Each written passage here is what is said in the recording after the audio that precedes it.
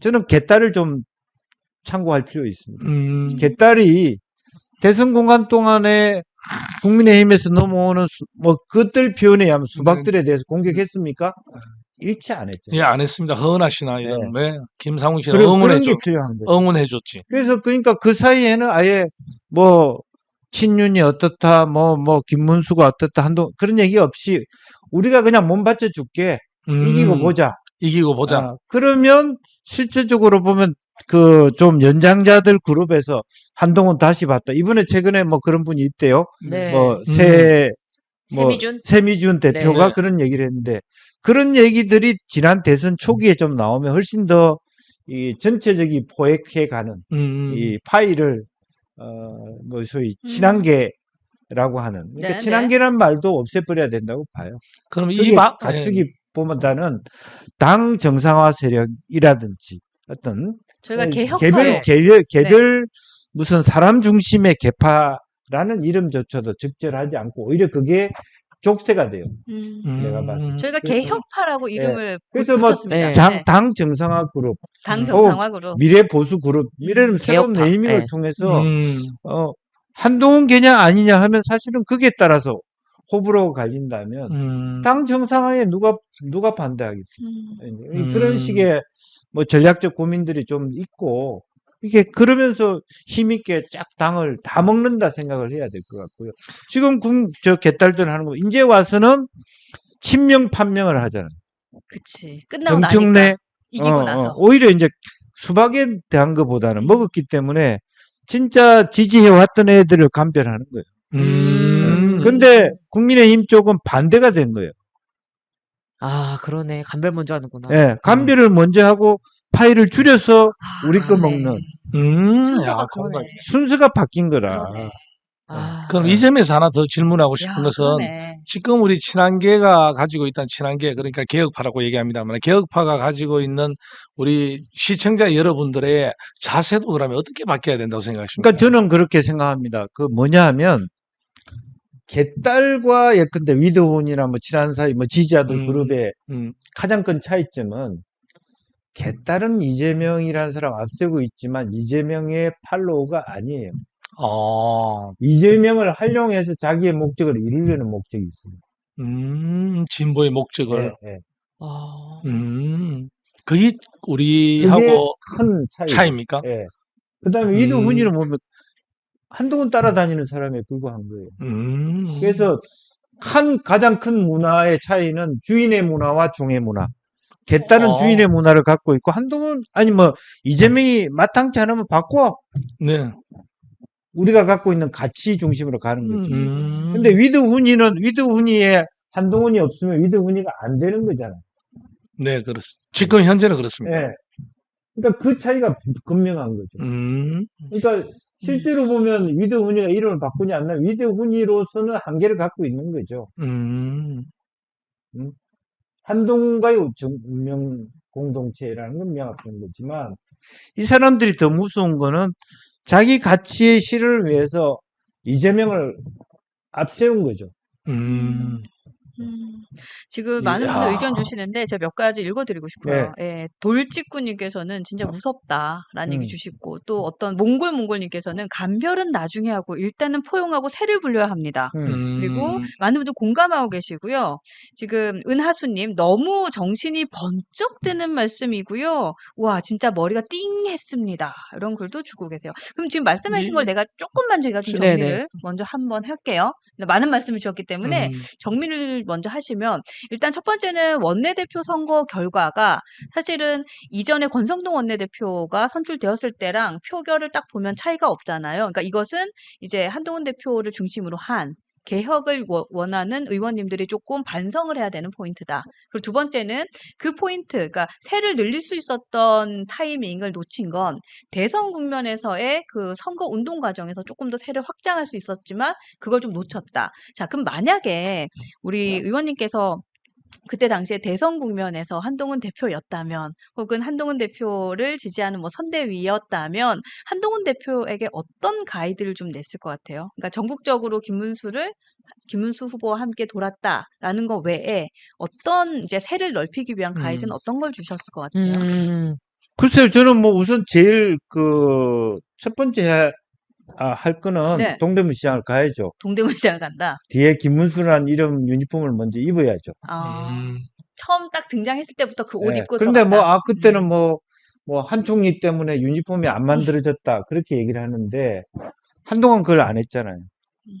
그리고 광주에 혼자 간 거, 그런 것도 자기 정치 안에 그런 소리를 들을 수 이런 있게끔. 얘기를 들을 수밖에 없는 거고, 계속 이게 물과 기름처럼 겉도는 것 같은.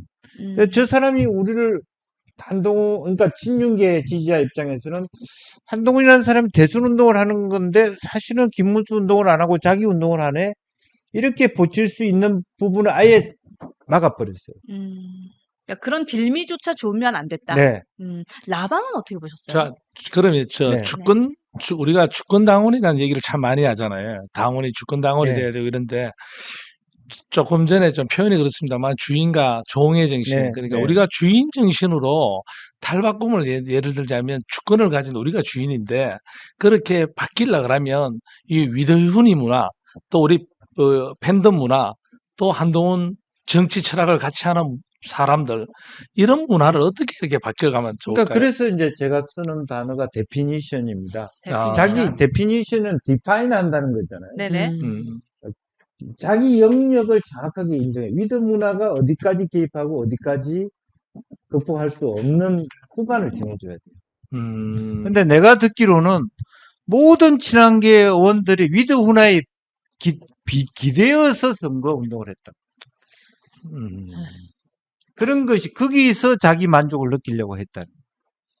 그런 거 위드 문화는 그냥 위드 한동훈 팬클럽으로 옆에 치워놔야 되는데 이걸 메인으로 선거 운동하고 제가 봤을 때 한동훈 대표도 그게 꿀맛처럼 즐겼다는 거예요. 그러면 거기에서 안 되면 그게 우리가 해피워크 했을 때 한동훈 우리 위도위원회에서 사람이 안 나오면 생각대로 모임이 좀 빈약해 보이진 않을까요? 그러니까 그래서 지난번에 그랬죠. 우리가 포항 죽도시장 갈 때까지는 마중물이 필요했다. 위등훈이가.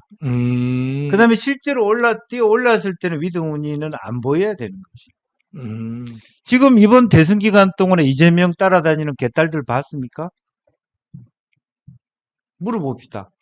선글라스 끼고 젊은 사람들 와서 막 이재명 그런 모습 화면에 봤습니까? 공조직을 통해서 선거를 하는 걸 봤죠. 여러분 한동훈 다니는데 뭐 봤습니까? 풍선이 다 떠오르잖아요. 저 사람들끼리 그냥 그 사람이 그 사람이야.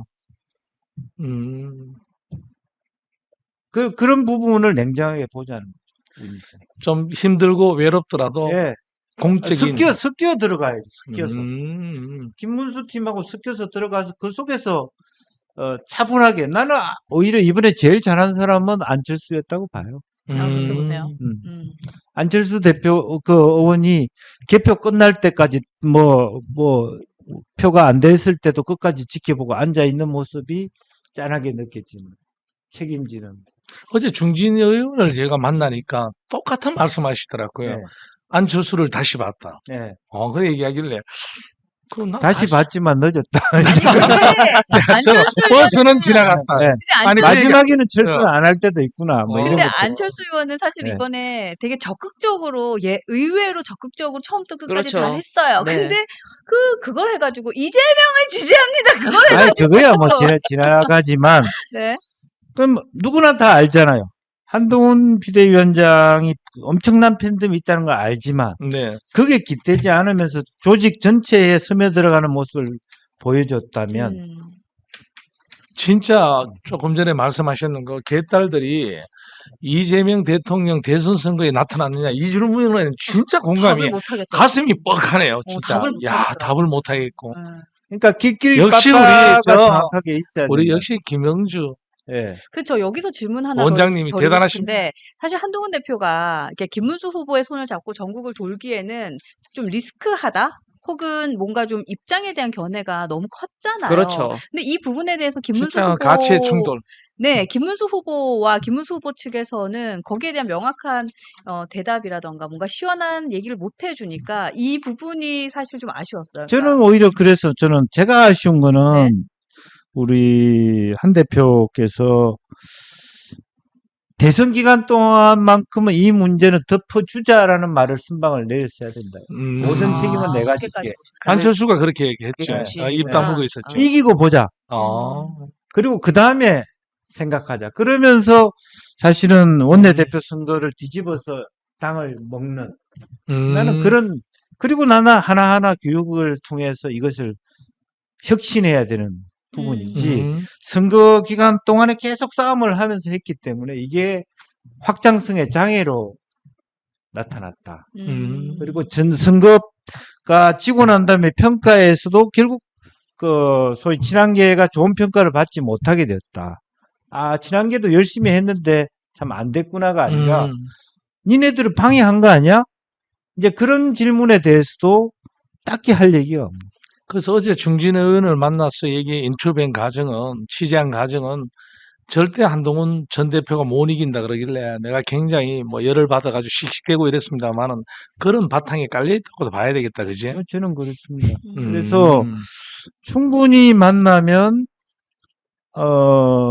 전체를 아우를 수 있는 기량과 뭐, 포용력과 그걸 갖고 있으면서도 보여주는 모습들이 너무 날카로운 모습, 또 우리가 옳다, 니네들은 그러다 이런 양분법적 모습으로 보여진 데 대하여 그리고 그러한 지지자들을 내부적으로 다독거려 가면서 대선에 임했어야 된다.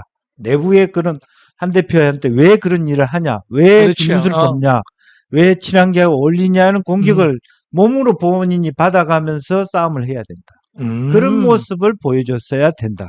미래를 생각해 보면. 근데 이제 그거는 한동훈 대표의 입장에서 자신의 정치적인 입장에서의 말씀인데 만약 한동훈 대표가 그렇게 했다면 결과적으로 김문수 후보가 득표를 하는데도 도움이 되는 걸로 이어졌을 거라고는 보세요? 그거 아무 상관이 없죠. 그렇죠.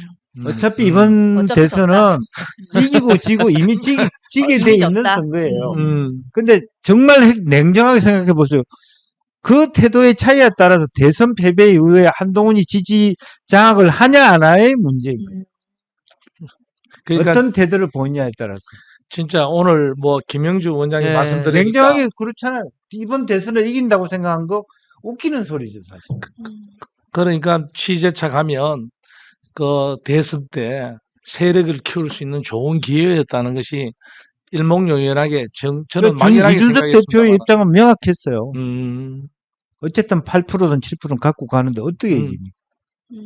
그치. 이준석은 처음부터 단일화에 대한 생각을 하고 나온 사람이 아니니까. 그렇죠. 어차피. 그럼 이제 앞으로는 근데 실질적으로 대선 결과는요. 친윤계의 승리예요. 41%를 얻었다는 거에 대해. 그럼 그러고 있잖아요, 지금. 자신감이 많아요. 젖잘싸하고 있잖아요. 근데 만약에 우리 행정님 저는 친윤계 엄청 잘했다고 봐요. 그러니까 친윤계가 아니라 국민의힘 전체 대선 운동이. 그는 이재명 리스크로부터 비롯된 것이긴 하지만 제가 그럽니다. 보수가 정치하기 일보보다 좋은 환경이 어디 있냐. 왜요? 가만히 그렇게 뭐 대통령 파면돼도 41%를 받아가는데 이준석이 따로 살림을 채웠는데도 둘이 합치면 딱딱 5대5 된 거잖아요. 5대5 됐지. 이런 대통령이 자기 당의 대통령이 파면됐는데 5대5 되는 그런 지형에서 못 이기는 게 이상하지. 결국은 이재명의 한계라고 봐야 되는데 그런 기회를 우리는 놓쳤다고 봐야 되죠. 한동훈 대표가 만약에 이제 말씀하신 것처럼 더 적극적으로, 그러니까 여기서 적극적이라고 하면 김문수 후보의 손을 잡고 만약에 전국을 돌았다던가 등등의 그리고 뭐 계엄이나 이러한 부분에 대한 메시지는 좀 덮어놓고 일단 이기고 보자라고 한 식으로 손을 잡았다라고 했으면 지더라도 만약에 졌을 때 그때는 이준석의 입장은 진짜 설 자리가 없었을 것 같다는 생각도 좀 들어요. 그때는 모든 화살이 이준석한테 갔겠다라는 생각도 좀 드네요. 그래서 이게 조금 뭐 혼란이 싶은 게 그럼 계속 그 나를 세운 걸 하려고 그러면 밖으로 나갈 수 있다는 것을 결기를 보여주든지. 네. 그렇지 않고 당 안에 있는데 계속 싸우기만 한다든지. 근데 싸우는 것도 좋은데 이기는 싸움을 못 한다든지. 이건 좀 한번 좀 생각해 볼 필요가 있어요.